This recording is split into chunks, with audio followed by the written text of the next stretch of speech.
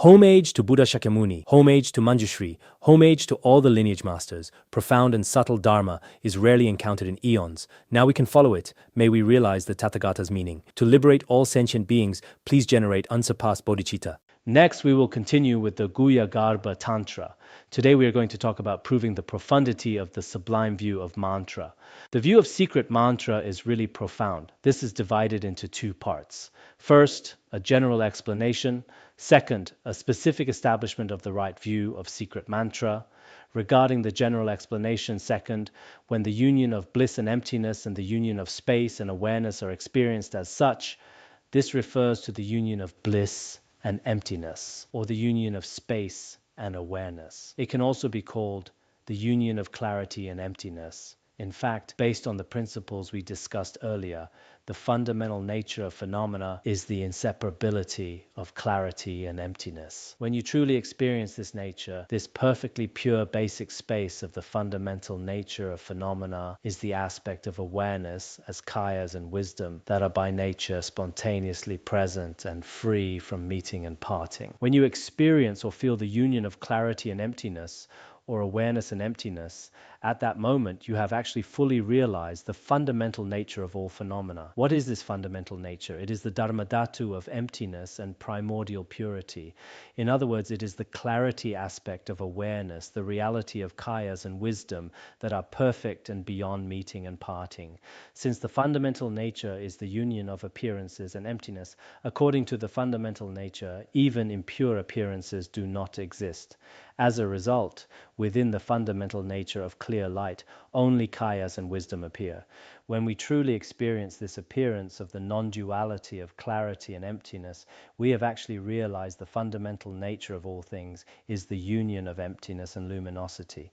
You have come to understand the principle that kayas and wisdom are inseparable. If we were to elaborate on this clear light and the pure aspect of awareness, it would be inconceivable. The distinctions of this profound view are immeasurable and possess all the qualities of the state of awakening that are as numerous as the grains of sand on the banks of the river Ganges.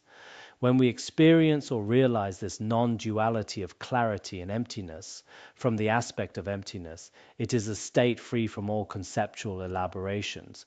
From the aspect of luminosity or clarity, it possesses the infinite and boundless qualities of a Buddha. These qualities of a Buddha are, in fact, for example, the major and minor marks, as well as the uncommon, enlightened qualities, and so forth. When one attains Buddhahood, within the Dharmakaya, Sambhogakaya, and Nirmanakaya, there are immeasurable qualities. As ordinary people, we don't have these qualities, but a Buddha possesses all these luminous qualities, including the 37 factors of enlightenment. These are the infinite and boundless enlightened qualities of the Dharma. This is asserted not only in mantra, but also in the common great vehicle. So the passage I just discussed mainly explains that through the pith instructions of the Guru, or through the Guru's empowerment, or perhaps during your own meditation, when you recognize the nature of your mind, you are recognizing the fundamental nature of all phenomena. From the aspect of emptiness, we can say that the essence of all things is an inconceivable state that is beyond all words, thoughts, and characteristics. From the aspect of luminosity, it possesses infinite and boundless enlightened qualities. The Dharma mentioned here doesn't refer to anything else. It refers to the state of a Buddha upon reaching enlightenment, as it is described in the Uttara Tantra Shastra and the ornament of clear realization. The Buddha is fully endowed with these infinite enlightened qualities. Now, some of you might wonder, how can I be endowed with these? In the present moment, for instance, during an empowerment, or during your own meditation, or when you recognize a symbolic representation. Have the crystal malas been handed out yet? Oh, that's for tomorrow. Right. I have recited some mantras with that, not too many, perhaps 7 times or more.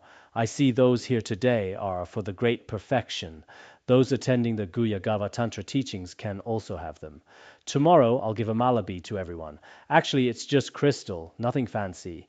If you feel it's nothing special, you could even throw it in the trash. But perhaps that sounds a bit too extreme. Doing that would seem quite disrespectful to others. It shouldn't come to throwing it in the trash. Even if you don't want to accept it, there's no need to throw it away. If you find it necessary, you may accept it. Actually, there's a certain interdependent connection involved here. The Sutrayana also speaks of clarity and emptiness. Regarding the aspect of emptiness, there is indeed nothing more to say in the secret mantra. It's just as Mipham Rinpoche mentioned earlier, there's nothing further to explain. But when it comes to the luminous side, the Sutrayana usually only goes as far as saying, form is not different from emptiness. Emptiness is not different from form. Form is emptiness. Emptiness is form. Here, form really means an aspect of luminosity.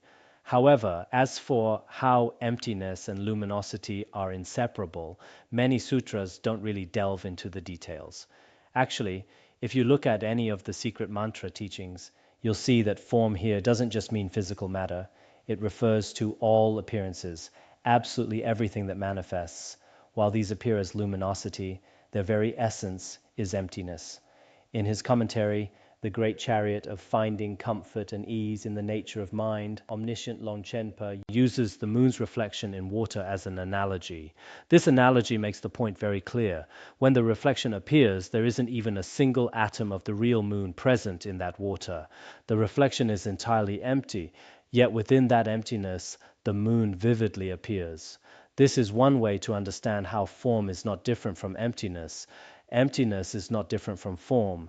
Of course, different masters may explain this in different ways, but once you truly grasp the principles of the secret mantra, the sutras and treatises of the Sutrayana become very easy to understand. Without this, no matter how much you study the Sutrayana, many of these points remain hidden or unclear. Only when you look very closely can you find these hidden meanings that the secret mantra makes explicit. They aren't obvious from a literal reading. Those with less sharp faculties in particular remain completely unaware that form is not different from emptiness. Emptiness is not different from form actually refers to the indivisibility of luminosity and emptiness, of appearance and emptiness. The indivisibility of appearance and emptiness is a phrase we use all the time. In the Sutrayana, when you look at how they define emptiness, it's whether in the Prajnaparamita Sutras or the Madhyamaka Shastras or in their specific meditation systems, they focus on that phenomena and the mind do not truly exist. Everything is empty. They explain that part very clearly. However, regarding how luminosity manifests from that emptiness or how appearance is emptiness, there aren't many sutras that establish the view from the side of appearance. So what we're saying here is this luminous aspect actually contains the infinite enlightened qualities of the Dharma. And this isn't unique to the secret mantra. The Mahayana Sutrayana also speaks to this. In the Uttara Tantra, it states, it is endowed with qualities that are immeasurable, more numerous than the sands of the Ganges, inconceivable, and without equal. This is the stainless basic space of the Tathagata, in which all faults and habitual tendencies have been forever severed. What does this mean? It's saying that our Buddha nature, the Tathagata Garbha, the very essence of our mind, already possesses immeasurable qualities, as numerous as the sands of the Ganges. These qualities are beyond words, beyond comparison, and are truly vast. Of course, while every sentient being has this Buddha nature, these qualities typically manifest only when we reach the state of Buddhahood. Omniscient Longchenpa also discusses this in Finding Comfort and Ease in the Nature of Mind. In fact, these qualities are already present at the causal stage. They aren't something created out of thin air or fabricated from nothing. That's not how it works. Rather, these stainless qualities of the Tathagata only manifest once our habitual tendencies are severed. Thus, as this demonstrates, the aspect of the perfectly pure nature of basic space at the time of the result and the natural indwelling potential do not differ with regard to change or quality in terms of their nature. Therefore, even in the Sutrayana, the qualities of the luminous aspect have already been fully explained. What exactly has been taught? First, the pure result.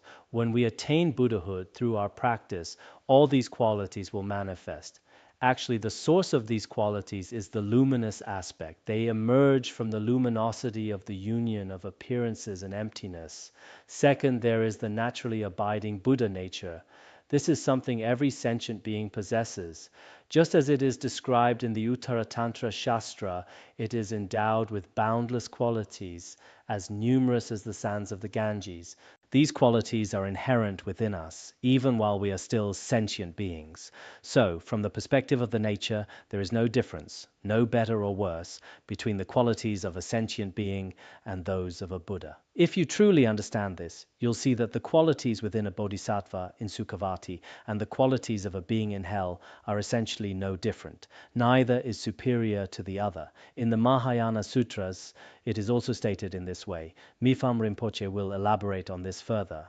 Therefore, according to the definitive teachings, including those on Sukhavati and the Pure Lands, once your mind has reached full realization and is completely awakened, the Pure Land manifests for you right then and there. But when your mind is entirely clouded by delusion, you experience the suffering of the hell realms. It's just like someone lying in bed, having either a beautiful dream or a nightmare. This is a truth you only really grasp after studying the secret mantra. If you only follow the Sutrayana, you might still hold on to a sense of solid reality. Driven by that attachment, you are very likely to think there must be a truly existing Sukhavati and that there must be a truly existing hell.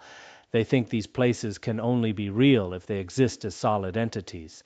But through ultimate logic and reasoning, his view doesn't hold up. It doesn't stand up to real analysis. By studying the secret mantra, these profound pith instructions will naturally be unlocked. It's just like untying the secret knot that Mipham Rinpoche mentioned. The secret mantra does not necessarily require vast amounts of text. If you master even a single treatise thoroughly, you will suddenly realize the truth of all phenomena. You will experience an immediate sense of awakening. The secret mantra is direct and points you straight to the truth. This is the unique characteristic of the secret mantra.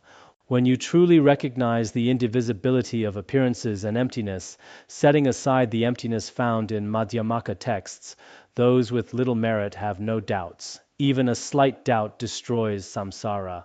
There are countless benefits like these. As for luminosity, the moment you recognize your mind's inner light, you already understand the miraculous display of all Buddha qualities.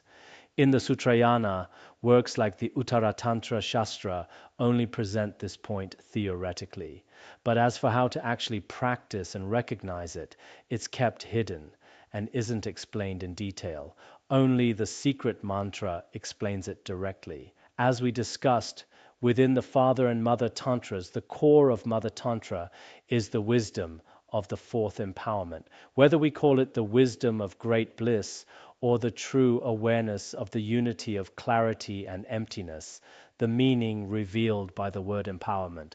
This kind of awareness is not found in the Sutrayana. Even in the Kriya, Charya, Father or Mother Tantras, it is primarily taught through symbolic pointers. The third empowerment indirectly hints at it. The fourth is the thing itself. As we discussed before, if even these tantras do not state it directly, it is certainly not found in the Sutrayana or outer tantras. Therefore, in the inner tantras, there are very direct pith instructions. These direct instructions become clear through hearing, contemplation, and our own practice. This is not some fairy tale or just another legend. It's not like watching a cartoon. It's about your actual practice. Most of you here are mature enough in your thinking. If you aren't mature by now, you'd be overripe. You should be at the point of maturity now. You've already seen more than enough of the world. You may not claim to know everything about worldly knowledge, but you likely have a pretty good grasp of it. At this point, look back at the knowledge you've gathered and the Buddhist teachings you've studied. Have you really got delicacies this direct and profound? Just observe yourself. There's no need for me to say much. Continuing from what was said earlier, consequently, through the power of achieving lucid appearances with respect to the nature of phenomena, because during meditation, as I mentioned yesterday, whether it's emptiness or luminosity, there are different levels of realization. Take this as an example. In evenness, meditation appearances never depart from the great evenness of the space of phenomena. A supreme certainty arises in the meaning of original purity, the complete appearance of evenness. When you are in meditation, the nature of all things never moves beyond great evenness, great emptiness, and great simplicity. What is this simplicity free from meeting or parting? It's the appearance aspect, and this aspect of appearance has always been pure from the very beginning. So a supreme certainty arises regarding this emptiness and purity.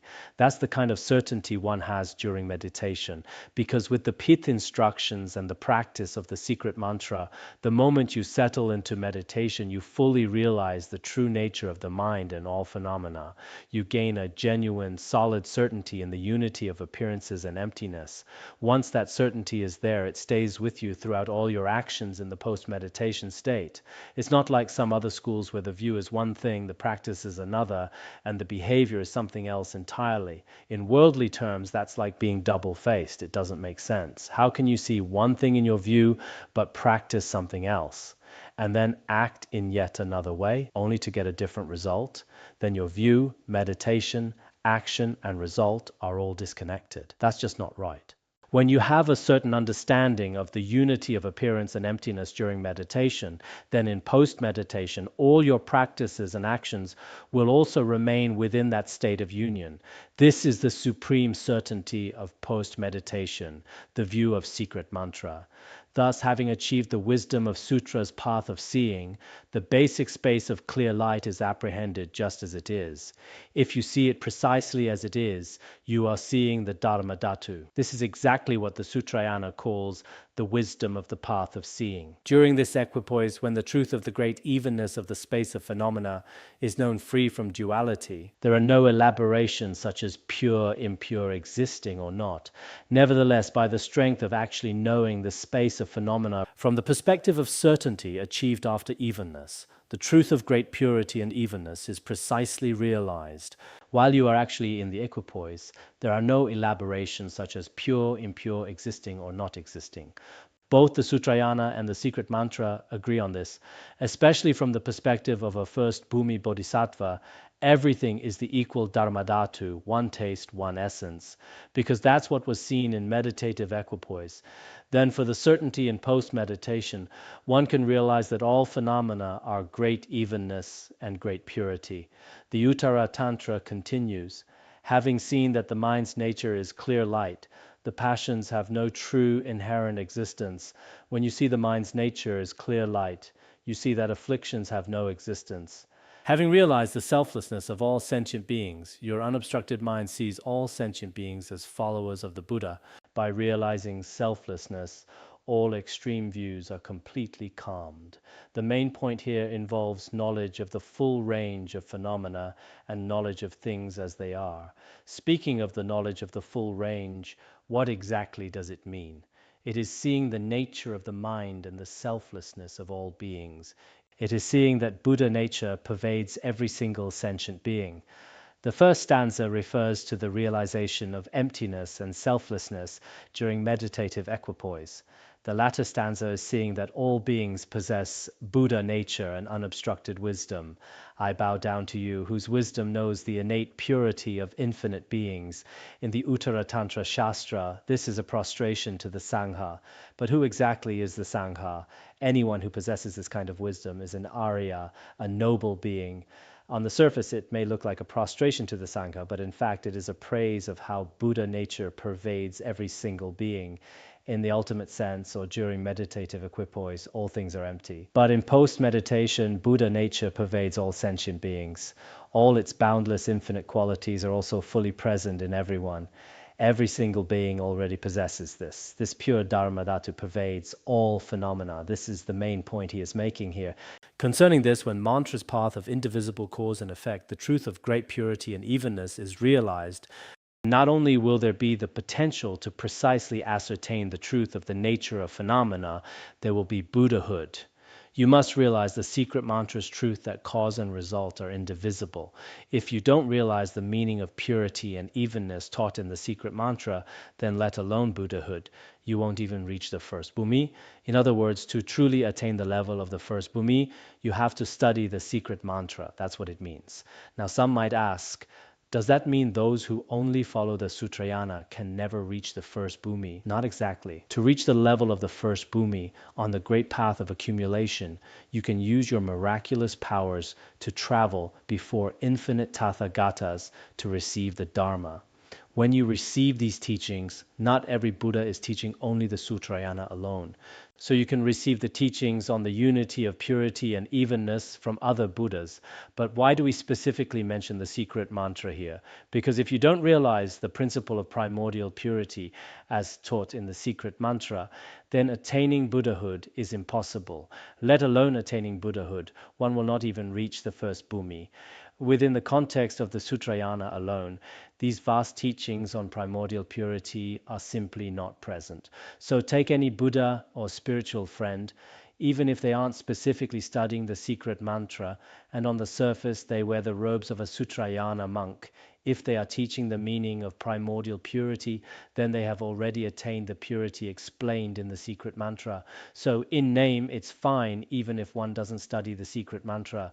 On the surface, you might say, I'm a practitioner of the secret mantra. But if you actually know nothing about the meaning of primordial purity, are you really studying the secret mantra? It's hard to say. Why?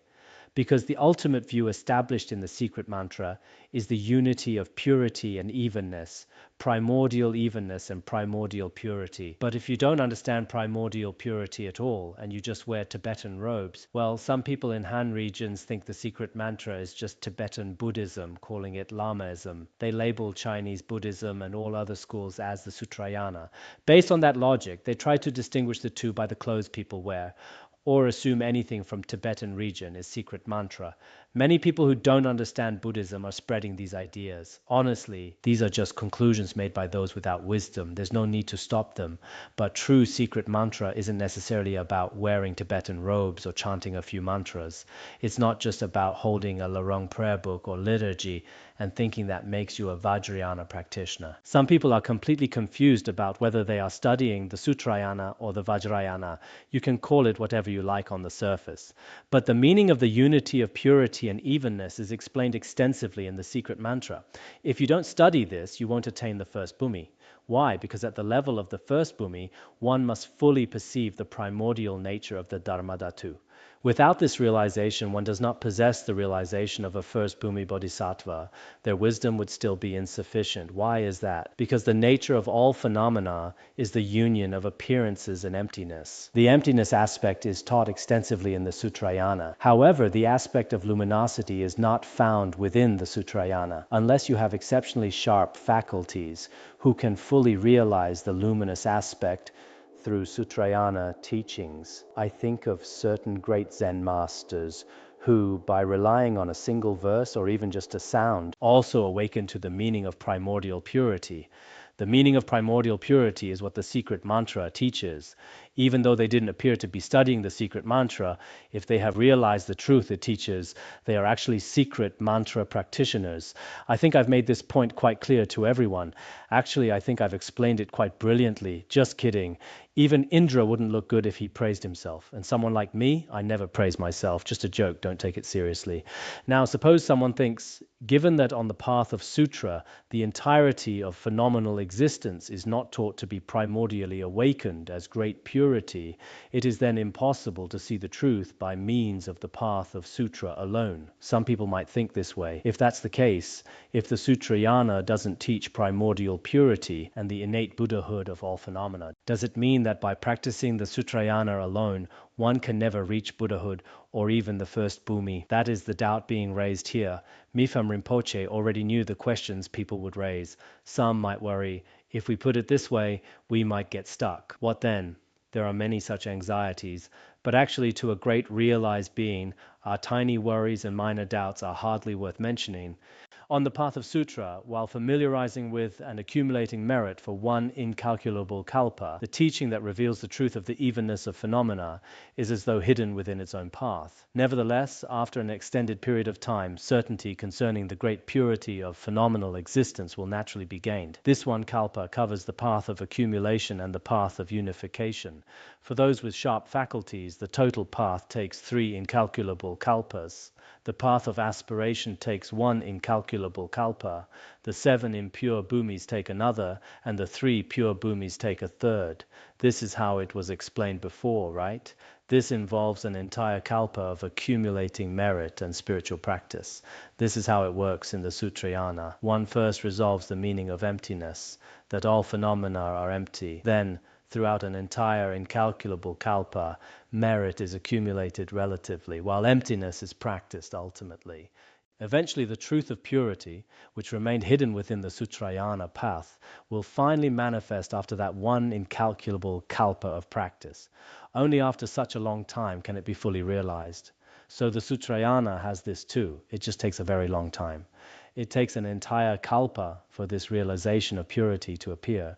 For instance, since on the three pure grounds the entire universe and inhabitants are seen as pure, existence and quiescence are then realized to be equal. Sutra's equivalent of what mantra explains as purity and evenness are the two practices of those who are on the pure ground, evenness of existence and quiescence, and merging with the pure realms. They are both explained in the ornament of clear realization. Actually, the ornament of clear realization speaks of these 2 points. One is the pure and the other is the equal, these two practices. The Sutrayana also includes these two practices. Eventually, one will manifest these two states. This is the manifestation of purity and evenness spoken of in secret mantra. After the 8th bhumi, through these skillful means of sutra, even the many methods of mantra that swiftly bring about Buddhahood can be actualized through their own strength. It's the same as before, the purity and evenness mentioned. These two practices from the ornament of clear realization can be realized after the 8th bhumi. The secret mantra realizes this purity and evenness much faster. It's part of the practice of skillful means. Through this practice, one attains swift success after the 8th bhumi. It works just like that. Not only that, just as it is taught in the sutras, once attaining the first ground, if desired, there is the potential to achieve Buddhahood after 7 days. This quote is found in the intermediate Prajnaparamita Sutra. It is also in the Sutra of Skillful Means in the Great Secret. I once used this quote in my brief notes on attaining Buddhahood in one lifetime. This means that even in the Sutrayana scriptures, it is recorded that once you reach the first bhumi, if you wish to achieve enlightenment, you can do so within 7 days. Of course, this point has been explained in different ways by various realized masters. Some say that once you reach the first bhumi from the perspective of the pure Dharmakaya, these incomparable qualities can manifest in as little as 7 days. Other masters explain that for bodhisattvas with exceptionally sharp faculties, they can indeed attain Buddhahood in 7 days after reaching the first bhumi. This is something the Buddha taught in the Sutrayana. So when people today ask, what exactly do you mean by attaining Buddhahood in one lifetime in secret mantra? In fact, many scriptural proofs for attaining Buddhahood in a single lifetime can be found even within the Sutrayana. It is in the Sutra of Skillful Means in the Great Secret. It is also in the intermediate Prajnaparamita Sutra. In the Sutrayana, it's usually said that after you reach the first bhumi, it takes another 2 incalculable kalpas to reach Buddhahood. However, by relying on the power of certain skillful means and wisdom, the sutras have already said that Buddhahood can be reached in 7 days after the first bhumi. So, if anyone doubts the possibility of attaining Buddhahood in a single lifetime, just ask them to explain what these sutras are talking about. If the Sutrayana can explain such a possibility, then attaining Buddhahood in this life in secret mantra isn't so hard to accept at all. Of course, there are many other principles involved, but it is much easier to explain when we use this kind of parallel reasoning with the Sutrayana. That's why it says here, it is taught in the sutras that after reaching the first bhumi, if one seeks achievement, one can reach Buddhahood in 7 days. In this way, there are 2 points that have been made, namely the swift achievement of Buddhahood through mantra versus gaining realization of the profound meaning after an extended period of time. It should be understood that they both represent a single crucial point that does not contradict the wisdom intent. In the teachings of Mipham Rinpoche and Longchenpa, it is often said that from the perspective of the Sutrayana, the first, second, and third turnings of the Wheel of Dharma and their different meanings are not contradictory. The first turning taught the 4 truths with things to accept and reject. By the second turning, everything is taught as emptiness. By the third turning, there is the luminosity of Buddha nature. These 3 were taught to different beings. First, the principles of cessation, acceptance, and rejection were taught. Once their faculties matured, they were taught the level of emptiness. When the conditions were right, it was taught in a more hidden way that beings possess Buddha nature. When the conditions are ripe, the secret mantra explains how emptiness and luminosity are integrated. This is precisely how we practice these principles today, and the secret mantra has always provided the pith instructions for reaching realization through such practice. In this age, perhaps many of you here have quite simple, clear hearts, without too many worries or distractions. Some of you have studied Buddhism since childhood. Some took up Buddhism later in life, yet they haven't run into many misleading views. With such clear minds, they find both the Sutrayana and secret mantra to be truly wonderful. They likely possess such a pure mind. However, in the world outside, many people hold strong prejudices or even a deep-seated rejection of the secret mantra. They even believe that far from being superior to the Sutrayana, it lacks even the most fundamental discipline, conduct, and views found in the Sutrayana. They even put the secret mantra in the same category as Brahmanism or other non-Buddhist groups that worship Maheshvara. To them, they are basically the same. There are two reasons for this. First, they have never systematically studied the secret mantra before, nor have they visited any secret mantra centers. They simply don't understand the doctrines taught within the secret mantra. The second reason is that some practitioners, whether in Tibetan region or elsewhere, misuse specific terms or concepts from the secret mantra as an excuse to indulge recklessly in worldly desires. This leads many people to develop wrong views or misunderstandings. That is one of several reasons. Currently, some individuals truly lack a fair perspective on the secret mantra. In times like these, I hope those of you here should maintain a correct and positive understanding. I've observed those who slander or constantly criticize the secret mantra. To be honest, their wisdom is not very high. Whether in their speech or writing, some of their arguments are absurd. The claims they make about the secret mantra just don't make any sense. When some people try to refute the secret mantra, or when we meet certain intellectuals who do so, it's honestly quite absurd. They don't even understand the basic teachings of the Sutrayana, yet they try to judge the rights and wrongs of secret mantra doctrines. It's really not their place. If you consider yourself a Buddhist or a practitioner of the Sutrayana, but you don't even understand Sutrayana logic before slandering the secret mantra, it's a bit much, even absurd. This kind of phenomenon is quite common. Of course, for those of you sitting here, I believe arousing genuine faith in the secret mantra is crucial. Otherwise, your journey through life might still be quite long. You won't necessarily stay in Tibetan region forever. When you return to Han regions, others might tell you how bad the secret mantra is, but if you have established your own firm view, no matter what they say, your conviction will not be shaken. If your study is only superficial, it is very easy to waver. Ultimately, study and practice are so important. I often think back to when we were young, whether it was pramana, abhisamaya, or the secret mantra. I truly dedicated a vast amount of time to them. Back then, conditions were not as convenient as they are today. Besides daily recitation and contemplation, there was basically nothing else. Regarding the secret mantra, I feel there is so much that I really want to share with you. As for the secret mantra, when His Holiness Jigme Phuntsok Rinpoche was alive, he taught them extensively. At that time, for the Han monastic community, most of my work, both in translating and in teaching, was focused on the secret mantra. Compared to the secret mantra, I barely taught the Sutrayana in the beginning. The teachings on the 5 great treatises only began shortly before His Holiness passed away. Before that, I personally felt it was more beneficial to focus on the secret mantra. At that time, many pith instructions of the secret mantra, including Dzogchen, were things that teachers generally hesitated to approach, let alone teach. But maybe I was just a bit too bold back then. With that conviction, I would often go to His Holiness to request the teachings. I'd say people would have such deep faith in this one. Should we teach it? How about that one? Every time I translated or gave a lecture, many of our senior practitioners here knew exactly what was behind it. The secret mantra we studied back then could be considered quite professional. Speaking for myself, whether it is Sutrayana or secret mantra, when it came to my own studies, I truly put in the effort on the 5 great treatises, so I'm not worried. If you ask me to teach the Abhidharmakosa, while I might not be a top specialist, I think I can handle it. Whether it is teaching pramana or any other subject, I can generally handle the literal explanation of the texts. I have that bit of arrogance in me. But most importantly, the secret mantra contains so many pith instructions. To have this precious human life and make it all the way to Tibetan region, only to leave without learning these pith instructions, it would be such a waste. Sometimes studying certain individual doctrines, you can't help but feel something is incomplete.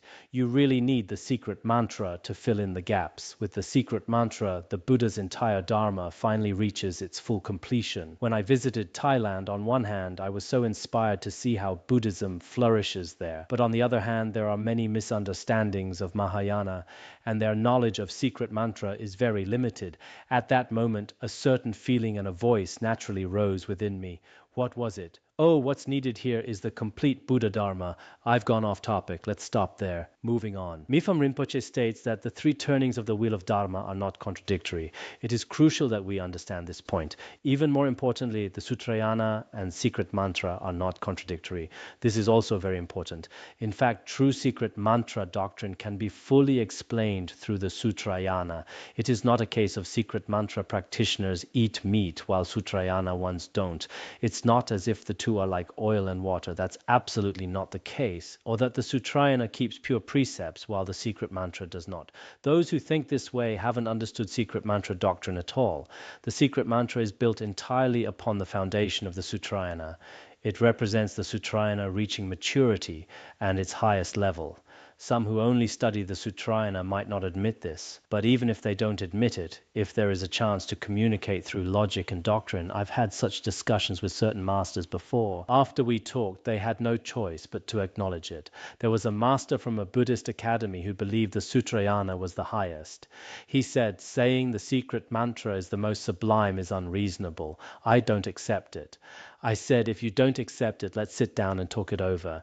You have a cup of coffee, and I'll have a cup of coffee. Let's talk while we drink. So we talked, and by the time we finished our coffee, he had basically gained some understanding of the luminosity aspect in secret mantra. The text continues as follows. What does it say? However, it is necessary to explain this in more detail that will be addressed elsewhere.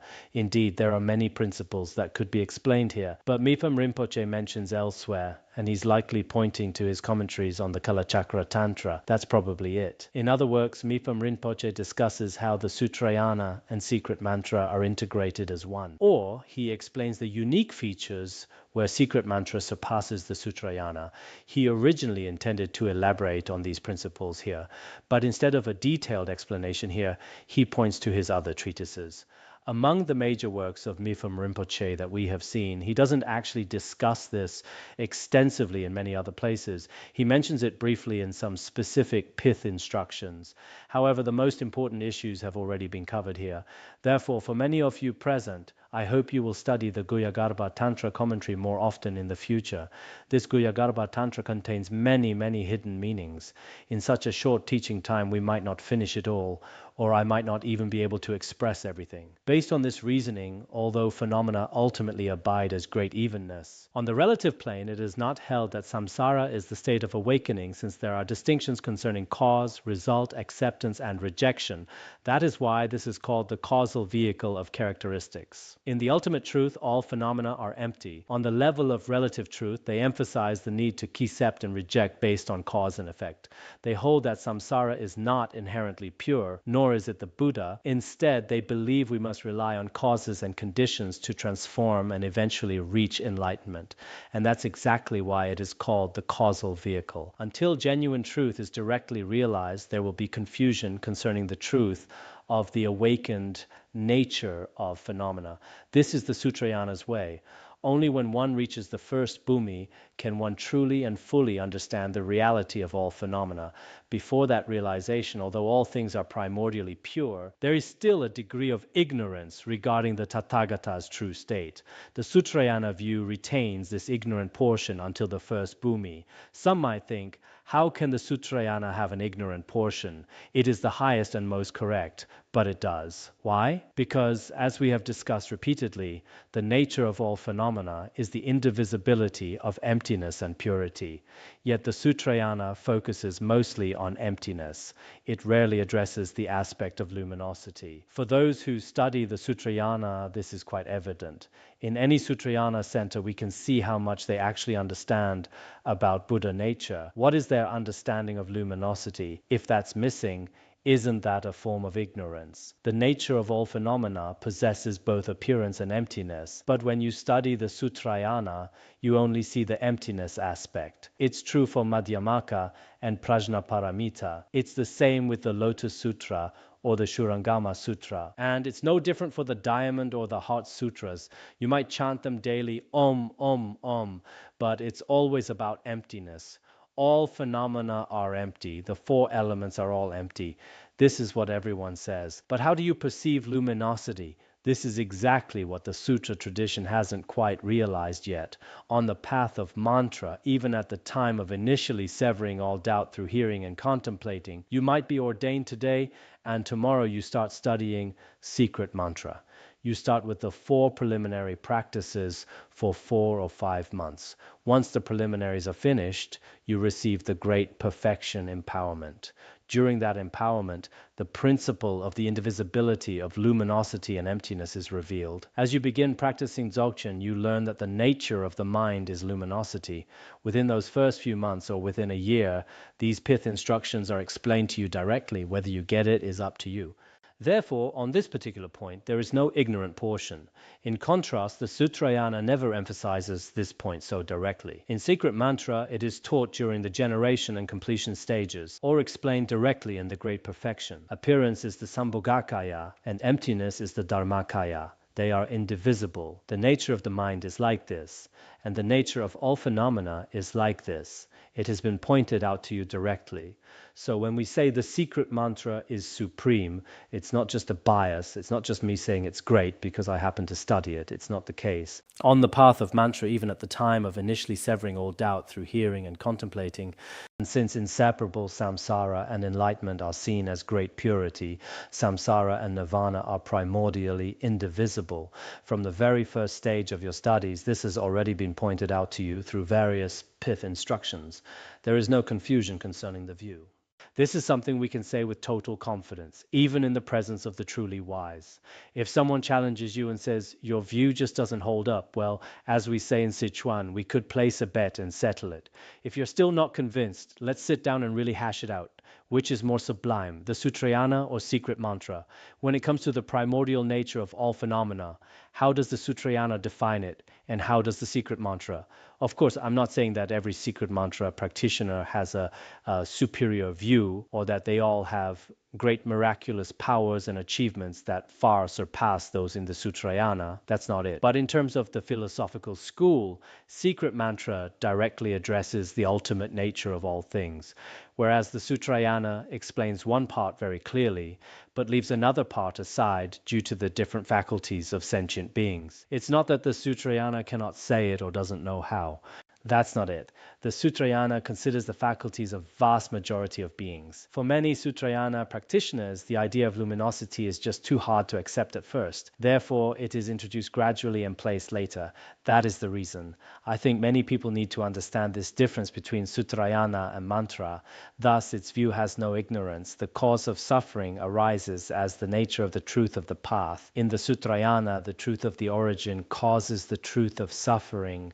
To end suffering, you must abandon its origin. That's the teaching of the 4 truths.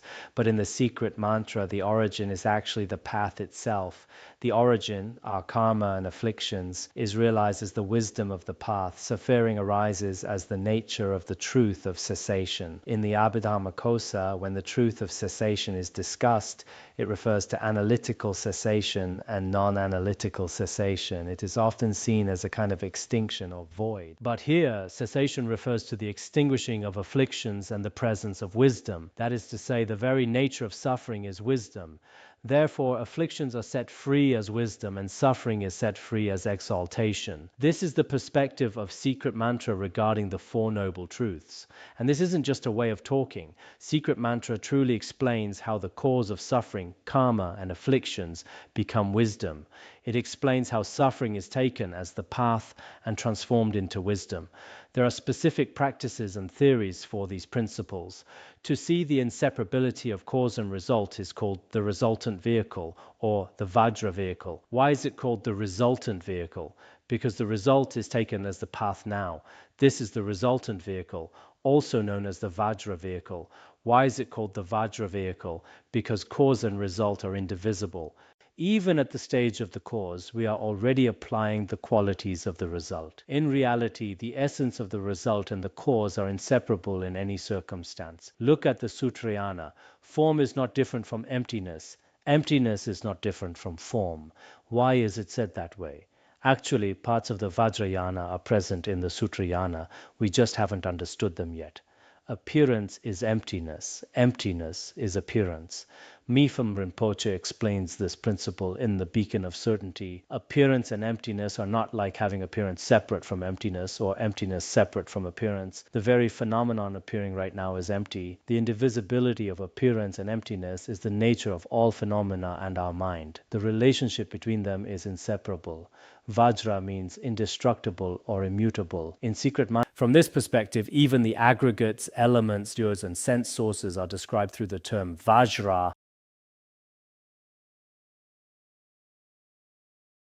All right, let's stop here for today.